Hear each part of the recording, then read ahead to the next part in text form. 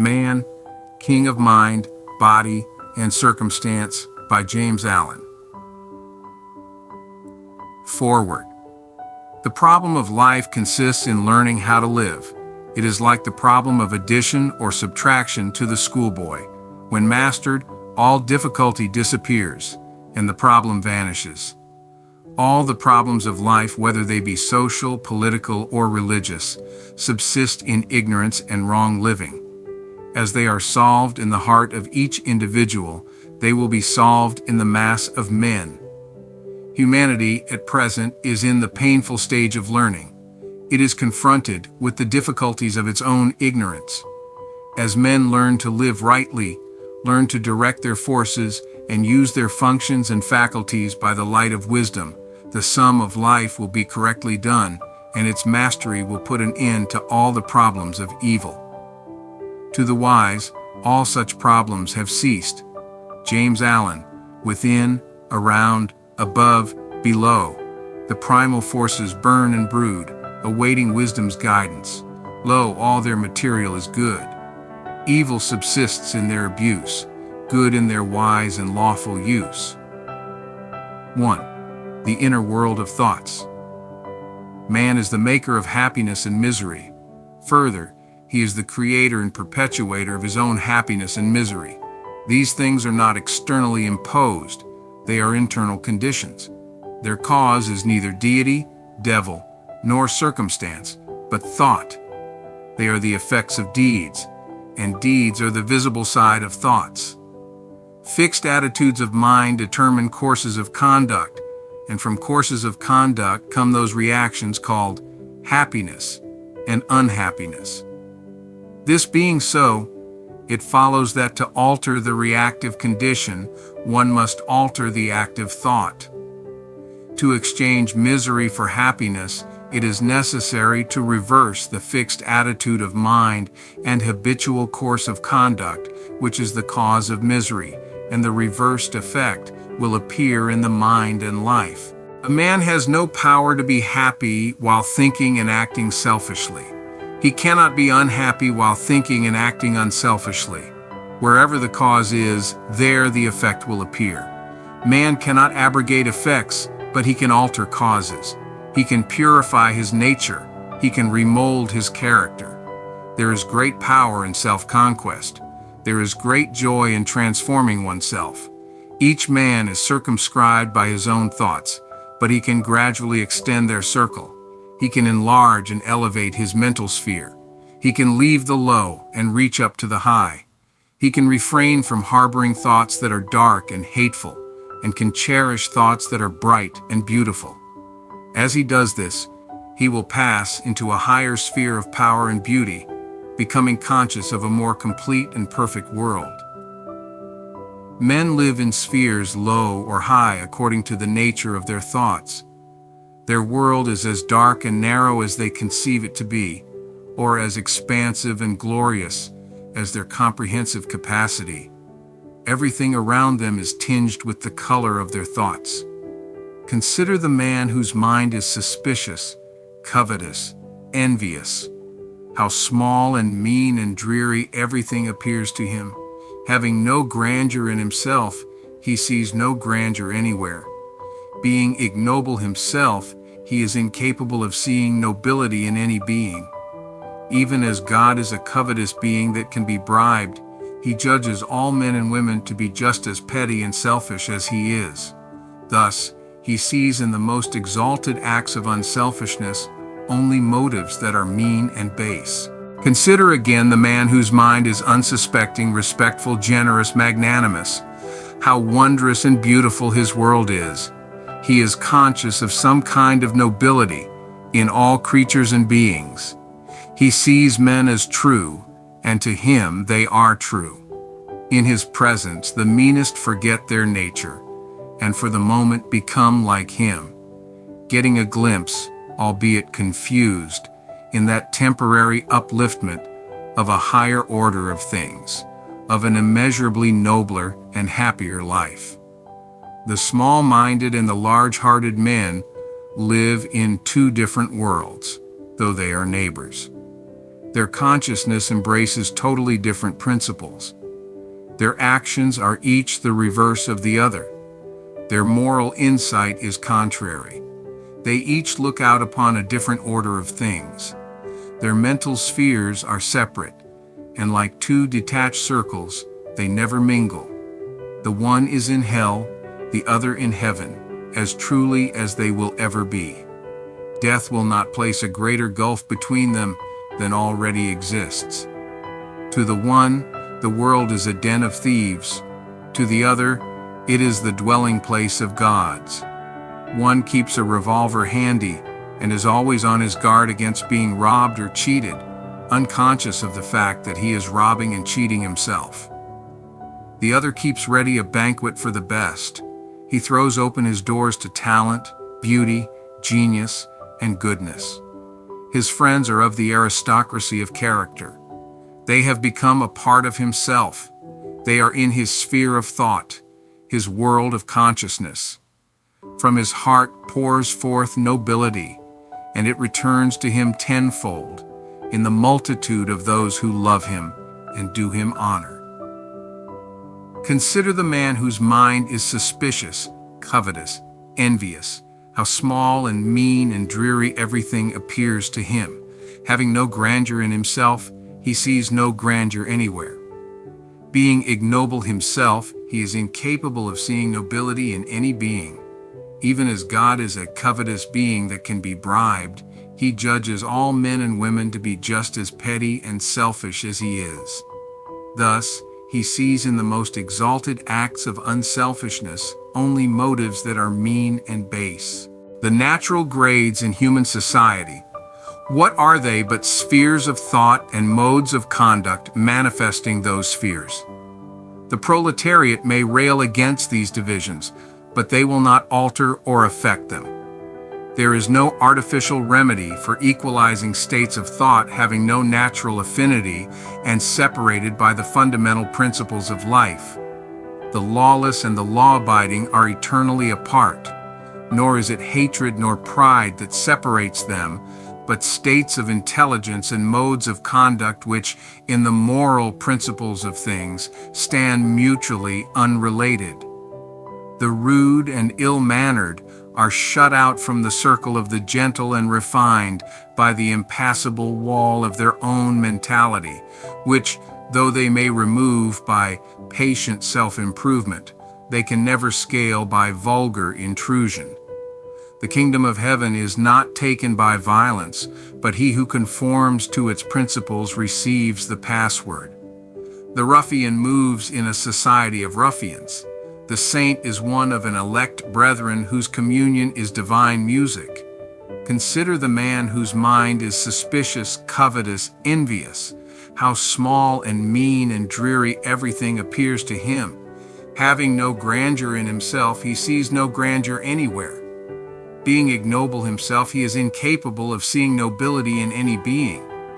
Even as God is a covetous being that can be bribed, he judges all men and women to be just as petty and selfish as he is. Thus he sees in the most exalted acts of unselfishness only motives that are mean and base. All men are mirrors reflecting according to their own surface. All men looking at the world of men and things are looking into a mirror that gives back their own reflection.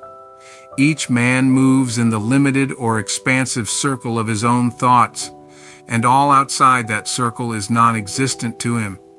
He only knows that which he has become. The narrower the boundary, the more convinced is the man that there is no further limit, no other circle. The lesser cannot contain the greater, and he has no means of apprehending the larger minds. Such knowledge comes only by growth. The man who moves in a widely extended circle of thought knows all the lesser circles from which he has emerged, for in the larger experience, all lesser experiences are contained and preserved. When his circle impinges upon the sphere of perfect manhood, when he is fitting himself for company and communion with those of blameless conduct and profound understanding, his wisdom will have become sufficient to convince him that there are wider circles still beyond, of which he is as yet but dimly conscious, or is entirely ignorant. Men, like schoolboys, find themselves in standards or classes to which their ignorance or knowledge entitles them. The curriculum of the sixth standard is a mystery to the boy in the first. It is outside and beyond the circle of his comprehension. But he reaches it by persistent effort and patient growth in learning. By mastering and outgrowing all the standards between, he comes at last to the sixth and makes his learning his own. Beyond still is the sphere of the teacher. So in life, men whose deeds are dark and selfish, full of passion and personal desire, cannot comprehend those whose deeds are bright and unselfish, whose minds are calm, deep, and pure. But they can reach this higher standard, this enlarged consciousness, by effort for and right doing, by growth in thought and moral comprehension. Above and beyond all lower and higher standards stand the teachers of mankind, the cosmic masters, the saviors of the world, whom the adherents of the various religions worship. There are grades in teachers as in pupils, and some there are who have not yet reached the rank and position of master, yet by the sterling morality of their character are guides and teachers. But to occupy a pulpit or rostrum does not make a man a teacher. A man is constituted a teacher by virtue of that moral greatness which calls forth the respect and reverence of mankind. Each man is as low or high, as little or great, as base or noble as his thoughts, no more, no less.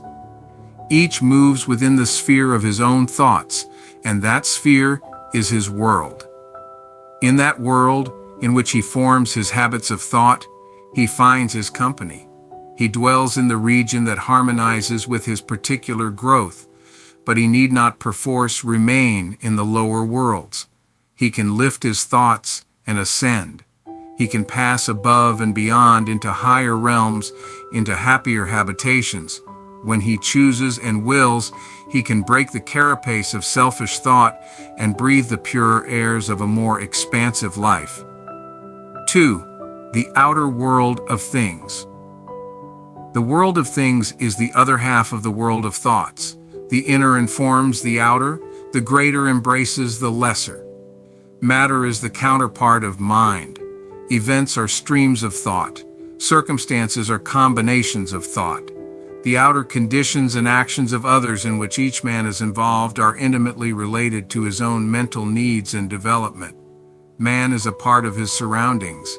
He is not separate from his fellows, but is bound closely to them by the peculiar intimacy and interaction of deeds, and by those fundamental laws of thought, which are the roots of human society.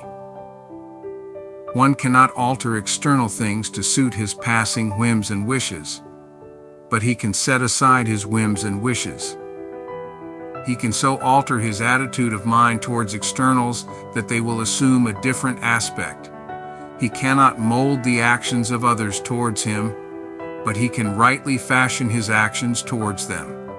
He cannot break down the wall of circumstance by which he is surrounded, but he can wisely adapt himself to it or find the way out into enlarged circumstances by extending his mental horizon. Things follow thoughts. Alter your thoughts, and things will receive a new adjustment. To reflect truly, the mirror must be true. A warped glass gives back an exaggerated image. A disturbed mind gives a distorted reflection of the world. Subdue the mind, organize and tranquilize it, and a more beautiful image of the universe, a more perfect perception of the world order will be the result. Man has all power within the world of his own mind to purify and perfect it, but his power in the outer world of other minds is subject and limited.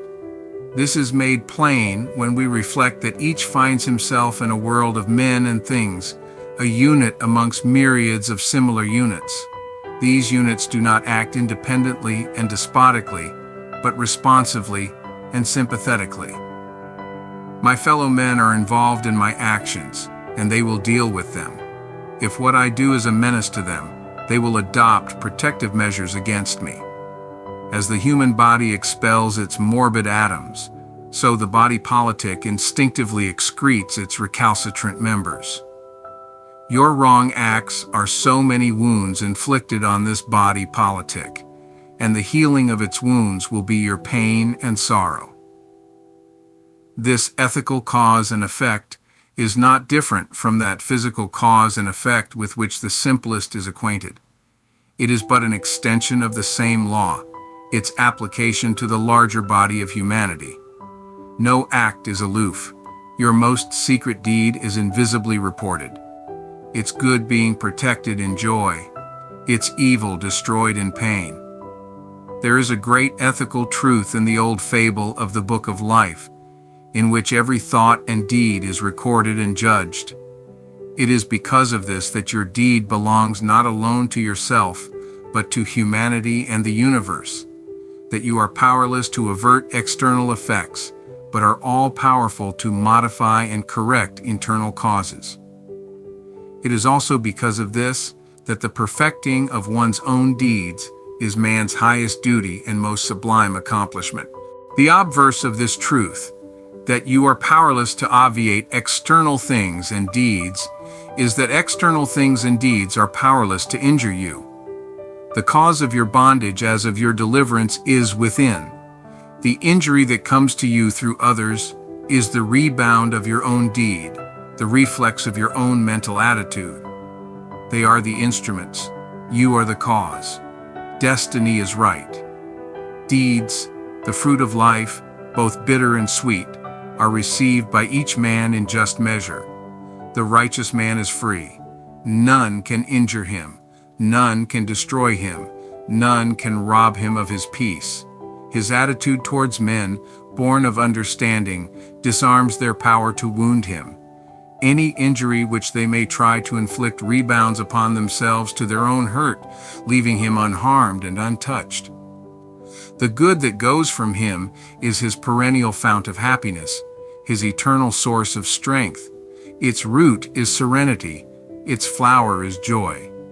The harm which a man sees in the action of another towards him, say, for instance, an act of slander, is not in the act itself, but in his attitude of mind towards it. The injury and unhappiness are created by himself and subsist in his lack of understanding concerning the nature and power of deeds. He thinks the act can permanently injure or ruin his character, whereas it is utterly void of any such power. The reality being that the deed can only injure or ruin the doer of it. Thinking himself injured, the man becomes agitated and unhappy and takes great pains to counteract the supposed harm to himself. These very pains give the slander an appearance of truth and aid rather than hinder it. All his agitation and unrest is created by his reception of the deed, and not actually by the deed itself. The righteous man is proved this by the fact that the same act has ceased to arouse in him any disturbance. He understands and therefore ignores it. It belongs to a sphere which he has ceased to inhabit, to a region of consciousness with which he has no longer any affinity. He does not receive the act himself. The thought of injury to himself being absent, he lives above the mental darkness in which such acts thrive, and they can no more injure or disturb him than a boy can injure or divert the sun by throwing stones at it. It was to emphasize this that Buddha, to the end of his days, never ceased to tell his disciples that so long as the thought, "I have been injured," or "I have been cheated," or "I have been insulted," could arise in a man's mind, he had not comprehended the truth. And as with the conduct of others, so is it with external things, with surroundings and circumstances. In themselves, they are neither good nor bad. It is the mental attitude and state of heart that makes them so. A man imagines he could do great things if he were not hampered by circumstances, by want of money, want of time, want of influence, and want of freedom from family ties. In reality, the man is not hindered by these things at all. He, in his mind, ascribes to them a power which they do not possess, and he submits not to them, but to his opinion about them, that is, to a weak element in his nature. The real want that hampers him is the want of the right attitude of mind. When he regards his circumstances as spurs to his resources, when he sees that his so-called drawbacks are the very steps up which he is to mount successfully to his achievement, then his necessity gives birth to invention, and the hindrances are transformed into aids. The man is the all-important factor. If his mind be wholesome and rightly tuned, he will not whine and whimper over his circumstances, but will rise up and outgrow them. He who complains of his circumstances has not yet become a man, and necessity will continue to prick and lash him till he rises into manhood strength, and then she will submit to him. Circumstance is a severe taskmaster to the weak, an obedient servant to the strong. It is not external things, but our thoughts about them that bind us or set us free. We forge our own chains, build our own dungeons, and take ourselves prisoners, or we lose our bonds, build our own palaces, or roam in freedom through all scenes and events. If I think that my surroundings are powerful to bind me, that thought will keep me bound. If I think that in my thoughts and life I can rise above my surroundings, that thought will liberate me. One should ask of his thoughts, are they leading to bondage or deliverance? And should abandon thoughts that bind and adopt thoughts that set free. If we fear our fellow men, fear opinion, poverty, the withdrawal of friends and influence, then we are bound indeed and cannot know the inward happiness of the enlightened, the freedom of the just. But if in our thoughts we are pure and free, if we see in life's reactions and reverses nothing to cause us trouble or fear, but everything to aid us in our progress, nothing remains that can prevent us from accomplishing the aims of our life, for then we are free indeed. Habit is repetition. Man repeats the same thoughts, the same actions, the same experiences over and over again until they are incorporated with his being, until they are built into his character as part of himself. Faculty is a fixed habit. Evolution is mental accumulation. Man today is the result of millions of repetitive thoughts and acts. He is not ready-made, he is still becoming. His character is predetermined by his own choice. The thought, the act which he chooses, that by habit he becomes. Thus, each man is an accumulation of thoughts and deeds. The characteristics which he manifests instinctively and without effort are lines of thought and action become, by long repetition, automatic. For it is the nature of habit to become at last unconscious, to repeat, as it were, itself, without any apparent choice or effort on the part of its possessor. In due time, it takes such complete possession of the individual as to appear to render his will powerless to counteract it. This is the case with all habits, whether good or bad. When bad, the man is spoken of as being the victim of a bad habit or a vicious mind. When good, he is referred to as having by nature a good disposition. All men are and will continue to be subject to their own habits, whether they be good or bad, that is, subject to their own reiterated and accumulated thoughts and deeds. Knowing this, the wise man chooses to subject himself to good habits, for such service is joy, bliss, and freedom, while to become subject to bad habits is misery, wretchedness, and slavery. This law of habit is beneficent, for while it enables a man to bind himself to the chains of slavish practices, it enables him to become so fixed in good courses as to do them unconsciously, to instinctively do that which is right without restraint or exertion, and in perfect happiness and freedom. Observing this automatism in life, men have denied the existence of will or freedom on man's part. They speak of him as being born good or bad, and regard him as the helpless instrument of blind forces. It is true that man is the instrument of mental forces, Or to be more accurate, he is those forces, but they are not blind, and he can direct them and redirect them into new channels. In a word, he can take himself in hand and reconstruct his habits. For though it is also true that he is born with a given character, that character is the product of numberless lives, during which it has been slowly built up by choice and effort. In this life, it will be considerably modified by new experiences. No matter how apparently helpless a man has become under the tyranny of a bad habit or a bad characteristic, and both are essentially the same, he can, so long as sanity remains, break away from it and become free, replacing it by its opposite, good habit. When the good possesses him as the bad formerly did, there will be neither which nor need to break from that, for its dominance will be perennial happiness and not perpetual misery. That which a man has formed within himself he can break up and reform when he so wishes and wills. A man does not wish to abandon a bad habit so long as he regards it as pleasurable. It is when it assumes a painful tyranny over him that he begins to look for a way of escape and finally abandons the bad for something better. No man is helplessly bound. The very law by which he has become a self-bound slave will enable him to become a self-emancipated master. To know this, he has but to act upon it. That is, to deliberately and strenuously abandon the old lines of thought and conduct and diligently fashion new and better lines. That he may not accomplish this in a day, a week, a month, a year, or 5 years should not dishearten and dismay him. Time is required for the new repetitions to become established and the old ones to be broken up.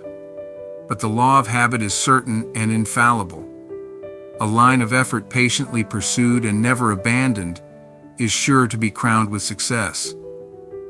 For if a bad condition, a mere negation, can become fixed and firm, how much more surely can a good condition, a positive principle, become established and powerful? A man is only powerless to overcome the wrong and unhappy elements in himself, so long as he regards himself as powerless. If the bad habit is added the thought, I cannot, the bad habit will remain. Nothing can be overcome till the thought of powerlessness is uprooted and abolished from the mind. The great stumbling block is not the habit itself. It is the belief in the impossibility of overcoming it. How can a man overcome a bad habit so long as he is convinced that it is impossible? How can a man be prevented from overcoming it when he knows that he can and is determined to do it? The dominant thought by which man has enslaved himself is the thought, I cannot overcome my sins. Bring this thought out into the light in all its nakedness, and it is seen to be a belief in the power of evil, with its other pole, disbelief in the power of good. For man to say or believe that he cannot rise above wrong thinking and wrongdoing is to submit to evil, is to abandon and renounce good. By such thoughts, such beliefs, man binds himself. By their opposite thoughts, opposite beliefs, he sets himself free. A changed attitude of mind changes the character, the habits, the life. Man is his own deliverer. He has brought about his thraldom. He can bring about his emancipation. All through the ages he has looked and is still looking for an external deliverer, but he still remains bound. The great deliverer is within. He is the Spirit of truth, and the Spirit of truth is the Spirit of good. And he is in the Spirit of good who dwells habitually in good thoughts and their effects, good actions. Man is not bound by any power outside his own wrong thoughts, and from these he can set himself free. And foremost, the enslaving thoughts from which he needs to be delivered are, I cannot rise. I cannot break away from bad habits. I cannot alter my nature. I cannot control and conquer myself. I cannot cease from sin. All these cannots have no existence in the things to which they submit. They exist only in thought. Such negations are bad thought habits which need to be eradicated. In their place should be planted the positive akin, which should be tended and developed until it becomes a powerful tree of habit, bearing the good and life-giving fruit of right and happy living. Habit binds us. Habit sets us free. Habit is primarily in thought, secondarily in deed. Turn the thought from bad to good, and the deed will immediately follow. Persist in the bad, and it will bind you tighter and tighter. Persist in the good, and it will take you into ever-widening spheres of freedom. He who loves his bondage, let him remain bound. He who thirsts for freedom, let him come and be set free. 4. Bodily conditions. There are today scores of distinct schools devoted to the healing of the body, a fact which shows the great prevalence of physical suffering, as the hundreds of religions devoted to the comforting of men's minds prove the universality of mental suffering. Each of these schools has its place insofar as it is able to relieve suffering, even where it does not eradicate evil. For with all these schools of healing, the facts of disease and pain remain with us, just as sin and sorrow remain, despite the many religions. Disease and pain, like sin and sorrow, are too deep-seated to be removed by palliatives. Our ailments have an ethical cause deeply rooted in the mind. I do not infer by this that physical conditions have no part in disease. They play an important part as instruments, as factors in the chain of causation. The microbe that carried the Black Death was the instrument of uncleanliness, and uncleanliness is primarily a moral disorder. Matter is the visible mind, and that bodily conflict which we call disease has a causal affinity to that mental conflict which is associated with sin. In his present human or self-conscious state, man's mind is continually being disturbed by violently conflicting desires and his body attacked by morbid elements. He is in a state of mental harmony and bodily discomfort. Animals in their wild and primitive state are free from disease because they are free from inharmony. They are in accord with their surroundings, have no moral responsibility and no sense of sin, and are free from those violent disturbances of remorse, grief, disappointment, etc., which are so destructive of man's harmony and happiness, and their bodies are not afflicted. As man ascends into the divine or cosmic conscious state, he will leave behind and below him all these inner conflicts, will overcome sin and all sense of sin, and will dispel remorse and sorrow. Being thus restored to mental harmony, he will become restored to bodily harmony, to wholeness, to health. The body is the image of the mind, and in it are traced the visible features of hidden thoughts. The outer obeys the inner, and the enlightened scientist of the future may be able to trace every bodily disorder to its ethical cause in the mentality. Mental harmony or moral wholeness makes for bodily health. I say makes for it will not produce it magically, as though one should swallow a bottle of medicine and then be whole and free.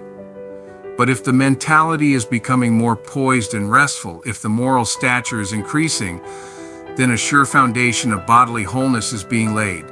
The forces are being conserved and are receiving a better direction and adjustment. Even if perfect health is not gained, the bodily derangement, whatever it be, will have lost its power to undermine the strengthened and uplifted mind. One who suffers in body will not necessarily at once be cured when he begins to fashion his mind on moral and harmonious principles.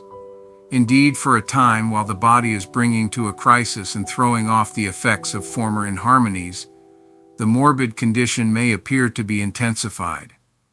As a man does not gain perfect peace immediately, he enters upon the path of righteousness, but must, except in rare instances, pass through a painful period of adjustment. Neither does he, with the same rare exceptions, at once acquire perfect health.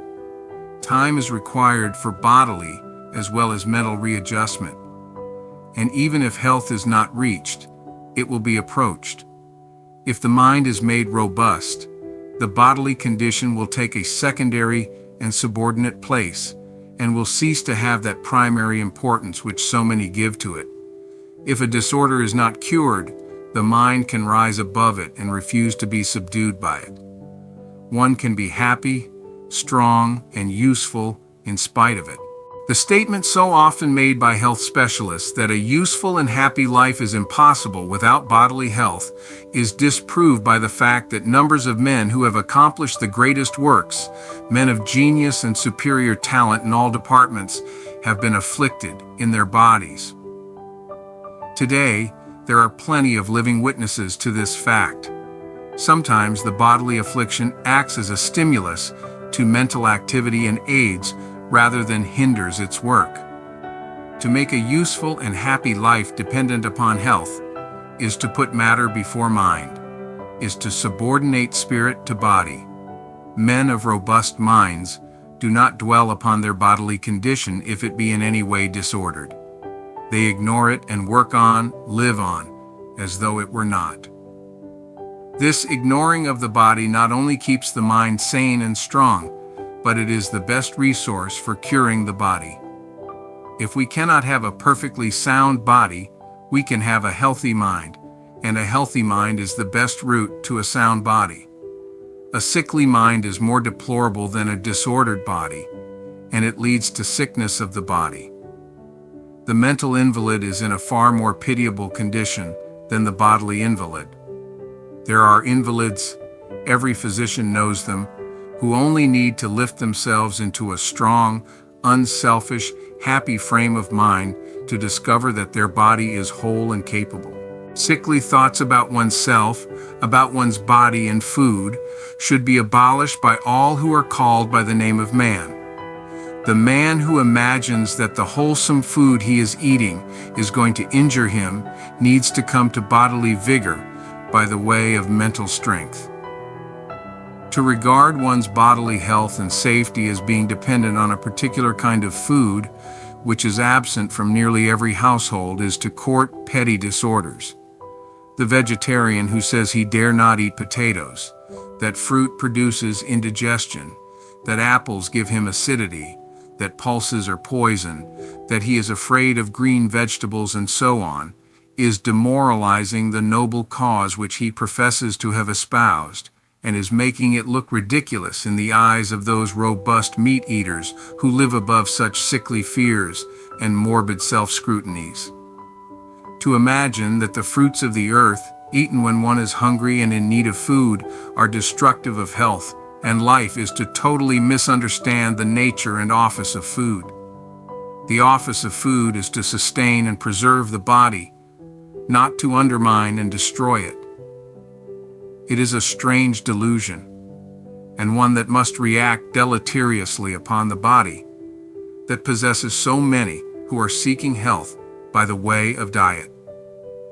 The delusion that certain of the simplest, most natural, and purest of foods are bad of themselves, that they have in them the elements of death and not of life.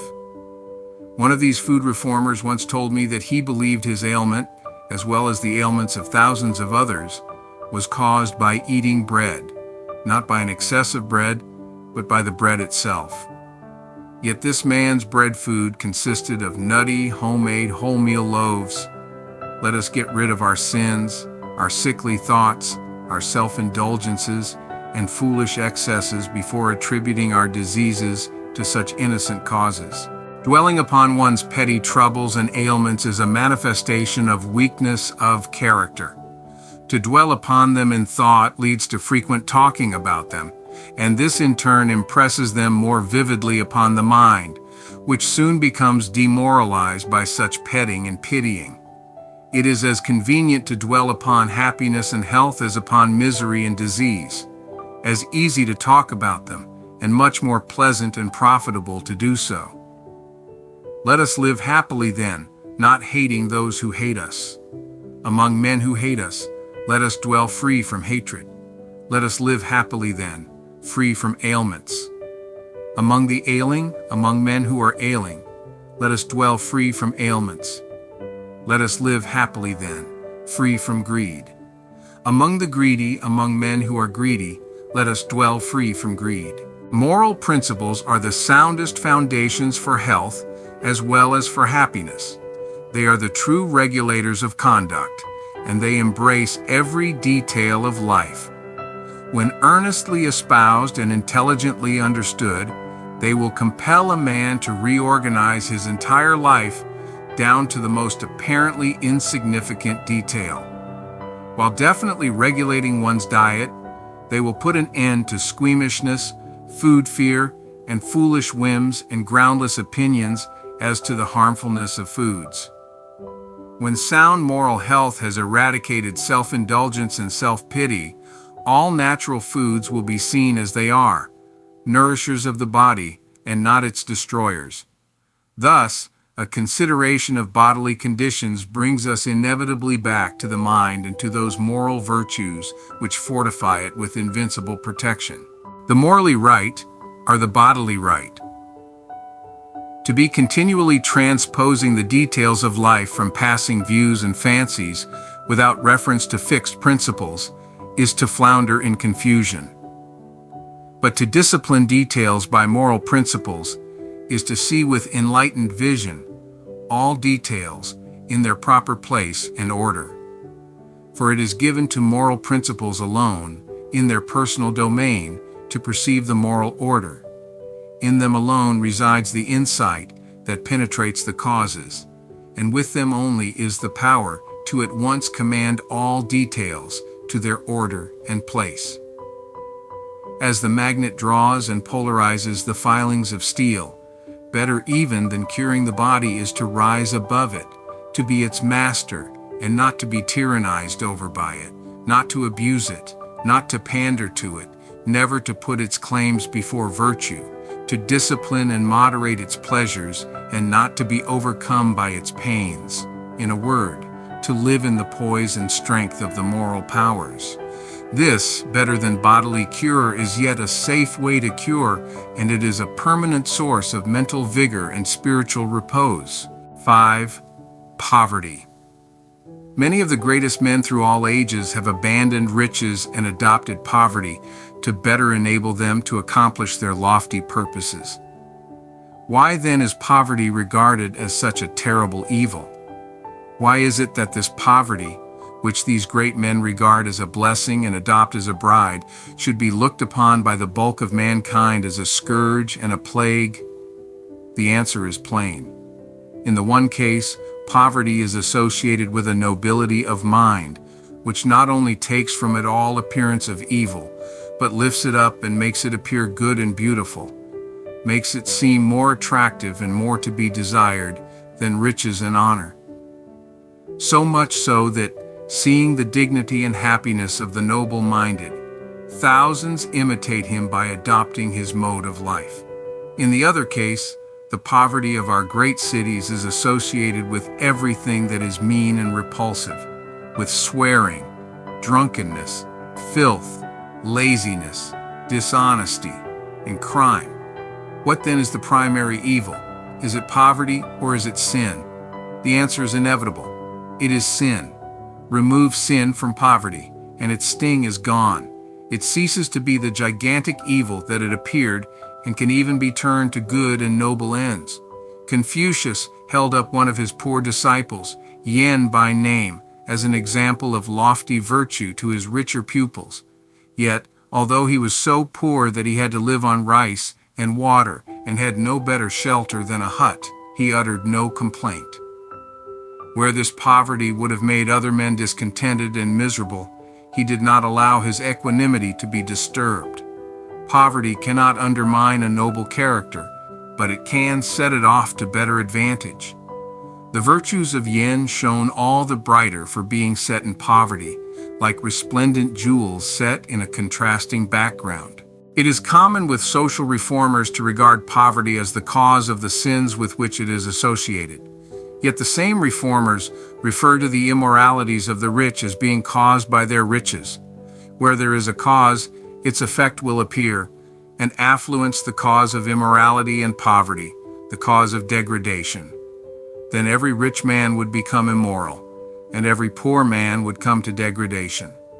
An evildoer will commit evil under any circumstances, whether he be rich or poor or midway between the two conditions. A right doer will do right, however he is placed. Extreme circumstances may help to bring out the evil which is already there, awaiting its opportunity, but they cannot cause the evil, cannot create it. Discontent with one's financial condition is not the same as poverty. Many people regard themselves as poor, whose income runs into several hundreds and, in some cases, several thousands of pounds a year, combined with light responsibilities. They imagine their affliction to be poverty. Their real trouble is covetousness. They imagine their affliction to be poverty. Their real trouble is covetousness. They are not made unhappy by poverty, but by the thirst for riches. Poverty is more often in the mind than in the purse. So long as a man thirsts for more money, he will regard himself as poor, and in that sense he is poor, for covetousness is poverty of mind. A miser may be a millionaire, but he is as poor as when he was penniless. On the other hand, the trouble with so many who are living in indigence and degradation is that they are satisfied with their condition. To be living in dirt, disorder, laziness, and swinish self-indulgence, reveling in foul thoughts, foul words, and unclean surroundings, and to be satisfied with oneself is deplorable. Here again, poverty resolves itself into a mental condition, and its solution as a problem is to be looked for in the improvement of the individual from within rather than of his outward condition. Let a man be made clean and alert within, and he will no longer be content with dirt and degradation without. Having put his mind in order, he will then put his house in order. Indeed, both he and others will know that he has put himself right by the fact that he has put his immediate surroundings right. His altered heart shows in his altered life. There are, of course, those who are neither self-deceived nor self-degraded, and yet are poor. Many such are satisfied to remain poor. They are contented, industrious, and happy, and desire nothing else. But those among them who are dissatisfied and are ambitious for better surroundings and greater scope should, and usually do, use their poverty as a spur to the exercise of their talents and energies. By self-improvement and attention to duty, they can rise into the fuller, more responsible life which they desire. Devotion to duty is indeed not only the way out of that poverty which is regarded as restrictive, but it is also the royal road to affluence, influence, and lasting joy. Yea, even to perfection itself. When understood in its deepest sense, it is seen to be related to all that is best and noblest in life. It includes energy, industry, concentrated attention to the business of one's life, singleness of purpose, courage, faithfulness, determination, and self-reliance, and that self-abnegation which is the key to all real greatness. A singularly successful man was once asked, "What is the secret of your success?" And he replied, "Getting up at 6 a.m. in the morning and minding my own business." Success, honor, and influence always come to him who diligently attends to the business of his life and religiously avoids interfering with the duties of others. It may here be urged, and is usually so urged, that the majority of those who are in poverty, for instance, the mill and factory workers, have not the time or opportunity to give themselves to any special work. This is a mistake. Time and opportunity are always at hand, are with everybody at all times. Those of the poor above mentioned who are content to remain where they are can always be diligent in their factory labor and sober and happy in their homes. But those of them who feel that they could better fill another sphere can prepare for it by educating themselves in their spare time. The hard-worked poor are above all the people who need to economize their time and energies.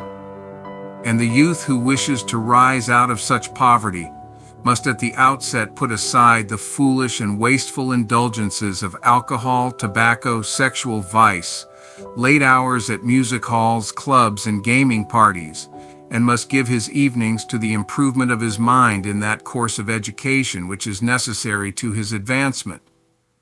By this method, numbers of the most influential men throughout history, some of them among the greatest, have raised themselves from the commonest poverty, a fact which proves that the time of necessity is the hour of opportunity, and not, as is so often imagined and declared, the destruction of opportunity. The deeper the poverty, the greater is the incentive to action in those who are dissatisfied with themselves and are bent upon achievement. Poverty is an evil or it is not, according to the character and the condition of mind of the one that is in poverty. Wealth is an evil or not in the same manner. Tolstoy chafed under his wealthy circumstances. To him, they were a great evil. He longed for poverty as the covetous long for wealth. Vice, however, is always an evil, for it both degrades the individual who commits it and is a menace to society. A logical and profound study of poverty will always bring us back to the individual and to the human heart.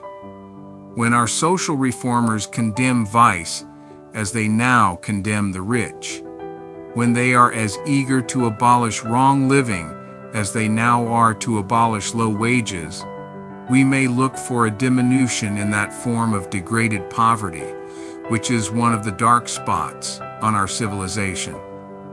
Before such poverty disappears altogether, the human heart will have undergone, during the process of evolution, a radical change.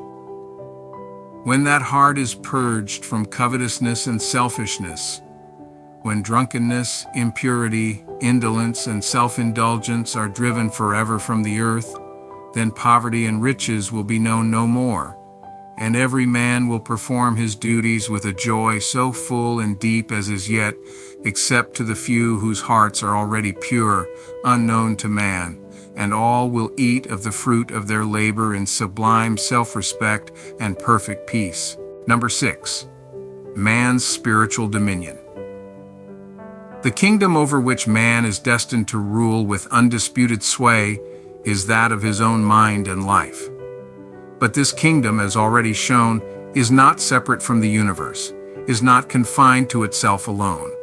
It is intimately related to entire humanity, to nature, to the current of events in which it is for the time being involved, and to the vast universe.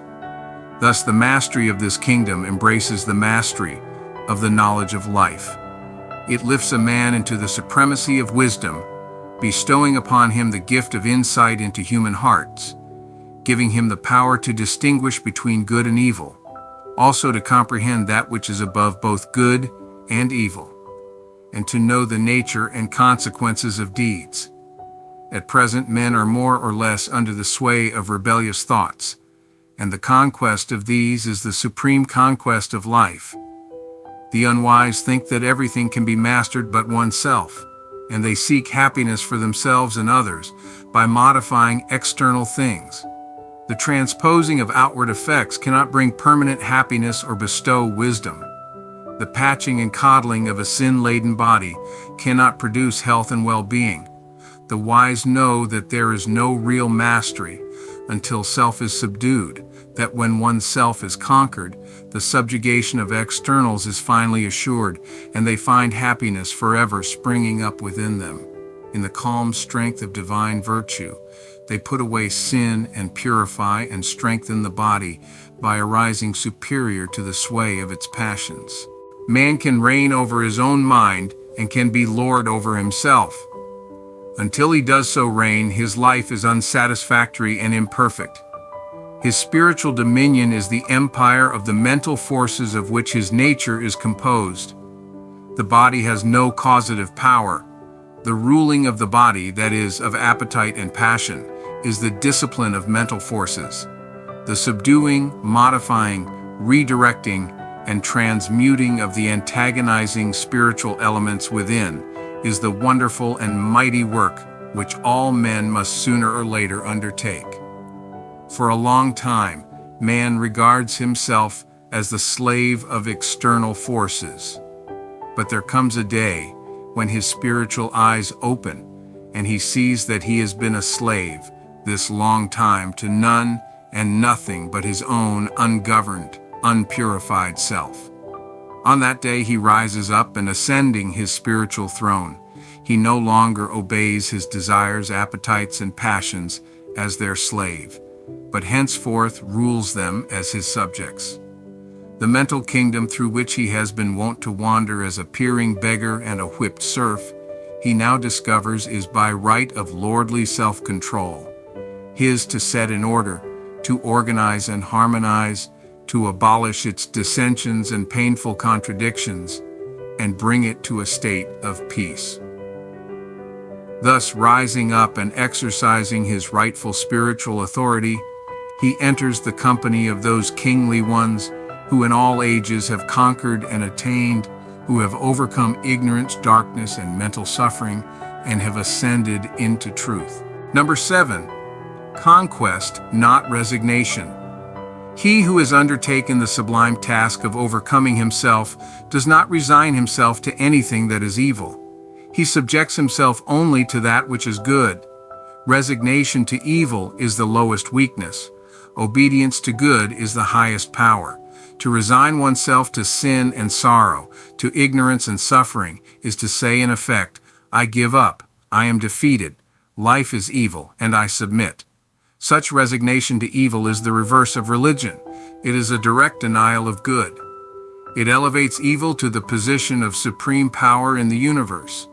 Such submission to evil shows itself in a selfish and sorrowful life, a life alike devoid of strength against temptation, and of that joy and calm which are the manifestation of a mind that is dominated by good. Man is not framed for perpetual resignation and sorrow, but for final victory and joy. All the spiritual laws of the universe are with the good man, for good preserves and shields. There are no laws of evil, its nature is destruction and desolation. The conscious modification of the character away from evil and towards good forms at present has no part in the common course of education. Even our religious teachers have lost this knowledge and practice, and cannot therefore instruct concerning it. Moral growth is, so far, in the great mass of mankind, unconscious, and is brought about by the stress and struggle of life. The time will come, however, when the conscious formation of character will form an important part of the education of youth, and when no man will be able to fill the position of preacher unless he be a man of habitual self-control, unblemished integrity, and exalted purity, so as to be able to give sound instruction in the making of character, which will then be the main feature of religion. The doctrine herein set forth by the author is the doctrine of conquest over evil, the annihilation of sin, and necessarily the permanent establishment of man in the knowledge of good and in the enjoyment of perpetual peace. This is the teaching of the masters of religion in all ages, however it may have been disguised and distorted by the unenlightened. It is the doctrine of all the perfect ones that were and will be, the doctrine of all the perfect ones that are to come. It is the doctrine of truth, and the conquest is not of an evil without, not of evil men or evil spirits or evil things, but of the evil within, of evil thoughts, evil desires, evil deeds. For when every man has destroyed the evil within his own heart, where in the whole vast universe will anyone be able to point and say, there is evil? On that great day, when all men have become good within, all traces of evil will have vanished from the earth. Sin and sorrow will be unknown, and there will be universal joy forevermore.